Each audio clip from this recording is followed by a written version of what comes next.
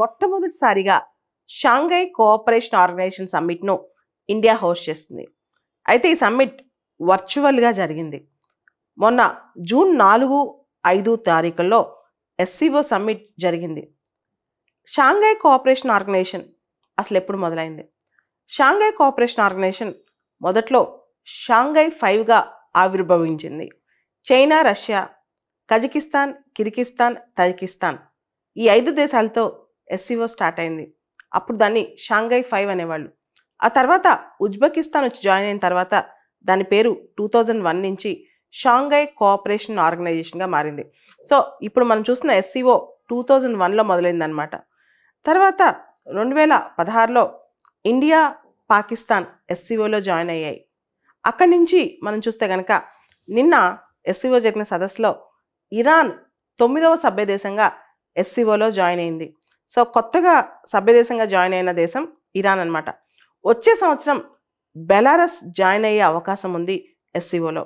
ప్రస్తుతానికి ఎస్సీఓలో 9 సభ్య దేశాలు ఉన్నాయి. China, Russia, Kazakhstan, Kyrgyzstan, Tajikistan, Uzbekistan, India, Pakistan మరియు ఇప్పుడు ఇరాన్. భవిష్యత్తులో బెలారస్ వచ్చే అవకాశం ఉందన్నమాట. ఈ షాంఘై కోఆపరేషన్ ఆర్గనైజేషన్కి సంబంధించి కొంత బేసిక్ సమాచారం కూడా మనం తెలుసుకోవాలి. మొదటిగా అది స్టార్ట్ అయినప్పుడు, షాంఘై 5గా స్టార్ట్ అయినప్పుడు సెక్యూరిటీ ఇష్యూస్, సెక్యూరిటీ కోఆపరేషన్ పరంగా ఎక్కువ ఫోకస్ పెట్టేదన్నమాట, ముఖ్యంగా సెంట్రల్ ఏషియన్ రీజియన్లో. ఇప్పుడు షాంఘై కోఆపరేషన్ ఆర్గనైజేషన్లో అబ్జర్వర్స్ కూడా ఉన్నారు. ఆఫ్ఘనిస్తాన్, బెలారస్, ఇరాన్ మరియు మంగోలియా. అండ్ 6 దేశాలు డైలాగ్ పార్ట్నర్స్గా ఉన్నాయన్నమాట ప్రస్తుతం. Azerbaijan, Armenia, Cambodia, Nepal, Turkey, Sri Lanka ఈ 6 దేశాలు డైలాగ్ పార్ట్నర్స్గా ఉన్నాయన్నమాట ఎస్సీఓకి. సో ఇరాన్ ఇప్పుడు కొత్తగా జాయిన్ అవడం అనేది ఒక విశేషం అని చెప్పుకోవచ్చు. ఇన్ఫ్యాక్ట్ ఇరాన్ పైన అమెరికా ఆంక్షలు పెట్టడం, అదేవిధంగా ఇరాన్ చైనాకి, రష్యాకి కూడా ఈ మధ్య క్లోజ్ అవటం, ఇవన్నీ కూడా ఇరాన్ని ఎస్సీఓలో మెంబర్షిప్ చేసేలా సపోర్ట్ చేశాయని చెప్పొచ్చు. సో ప్రతి సంవత్సరం ఎస్సీఓ సమ్మిట్కి ఒక థీమ్ ఉంటుంది. ఈ సంవత్సరం SCO summit towards a secure Shanghai cooperation organization, అంటే టువర్డ్స్ ఎ సెక్యూర్ ఎస్సీఓ అనమాట. ఈ థీమ్ అనేది 2018లోనే మోడీ గారు క్వింగ్డావ్ సమ్మిట్లో డిసైడ్ చేసేసారు, టువర్డ్స్ ఎ సెక్యూర్ ఎస్సీఓ అని. సెక్యూర్ అంటే ఒక ఫుల్ ఫామ్ ఏంటి అంటే security, economy, trade, connectivity, unity, respect for sovereignty and territorial integrity and environment, అదే సెక్యూర్ అనమాట. So towards secure SCO, Shanghai cooperation is a permanent intergovernmental international political, economic and military organization. బేసికల్గా start అయినప్పుడు అది కేవలం mostly security పరంగా start అయింది.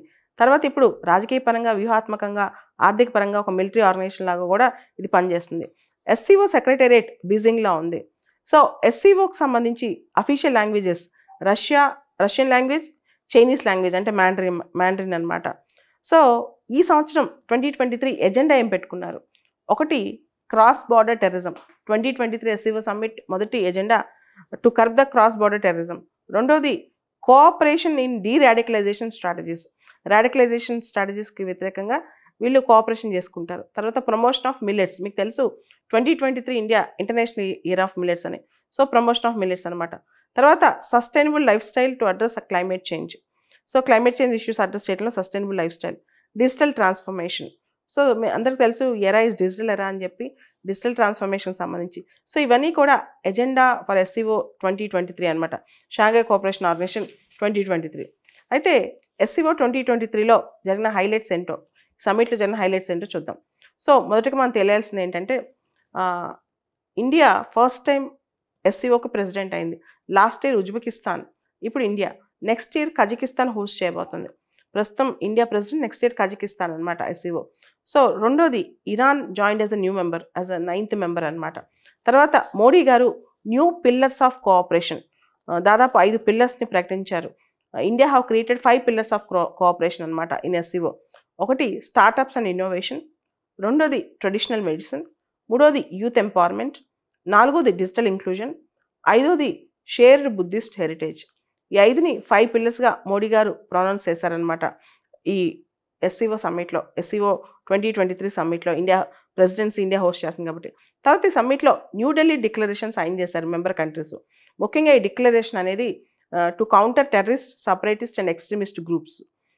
ముఖ్యంగా terrorism, separatism, extremism వీటన్నిటిని కౌంటర్ చేస్తూ, తర్వాత రిలీజియస్ ఇంటాలరెన్స్ని, అగ్రెసివ్ నేషనలిజంని, ఎథ్నిక్ అండ్ రేషియల్ డిస్క్రిమినేషన్ని, జెనోఫోబియా, ఫ్యాసిజం, షావనిజం ఇవన్నీ పక్కన పెట్టేస్తూ, సో మతపరమైన ఇంటాలరెన్స్ తగ్గించాలి, అగ్రెసివ్ నేషనలిజం తగ్గించాలి, ఎథ్నిక్ అండ్ రేషియల్ డిస్క్రిమినేషన్ అంటే జాతి వివక్ష, ఈ కుల వివక్ష, మత వివక్ష, ఎథ్నిక్ జాతి వివక్ష బేసికల్గా, తర్వాత xenophobia, ideas of fascism and chauvinism ఇవన్నీ తగ్గాలని. తర్వాత జాయింట్ స్టేట్మెంట్స్ కూడా రిలీజ్ చేశారు, 2 థీమాటిక్ జాయింట్ స్టేట్మెంట్స్ అనమాట. ఒకటేమో డిజిటల్ ట్రాన్స్ఫర్మేషన్ మీద, రెండోదేమో కౌంటరింగ్ ద రాడికలైజేషన్, ముఖ్యంగా ఎక్స్ట్రీమిజం, టెర్రరిజం, సపరేటిజం కౌంటర్ చేయడానికి. సో 2 థీమాటిక్ స్టేట్మెంట్స్, ఒకటి డిజిటల్ ట్రాన్స్ఫర్మేషన్ మీద, రెండోది కౌంటరింగ్ ద రాడికలైజేషన్ మీద. తర్వాత భారత prime minister mutual trade trust and cooperation మీద ఎక్కువ ఫోకస్ పెట్టారు. అండ్ సోవరిటీని రెస్పెక్ట్ చేయాలని కూడా చెప్పారు. ఆయన మొత్తం స్పీచ్లో ఓ పక్క పాకిస్తాన్ టెర్రరిస్ట్ యాక్టివిటీస్ దుయ్యబడుతూ, ఇంకో పక్క చైనా బీఆర్ఏ ద్వారా ఇండియాస్ సోవరిటీని ఎలా ఎఫెక్ట్ చేస్తుందని కూడా డిస్కస్ చేశారనమాట.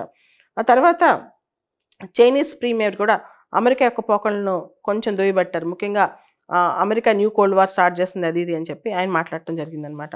సో రష్యన్ ప్రెసిడెంట్ పుతిన్ ఈ రష్యా ఉక్రెయిన్ యుద్ధం గురించి మాట్లాడుతూ యాంటీ రష్యన్ మైండ్ సెట్ని ఉక్రెయిన్లో పెంపొందిస్తుంది వెస్ట్రన్ కంట్రీస్ అని చెప్పి, ఉక్రెయిన్కి వెపన్స్ వెస్ట్రన్ కంట్రీస్ ఇస్తున్నాయని చెప్పి వెస్ట్రన్ కంట్రీస్ని చాలాసేపు విమర్శించారనమాట.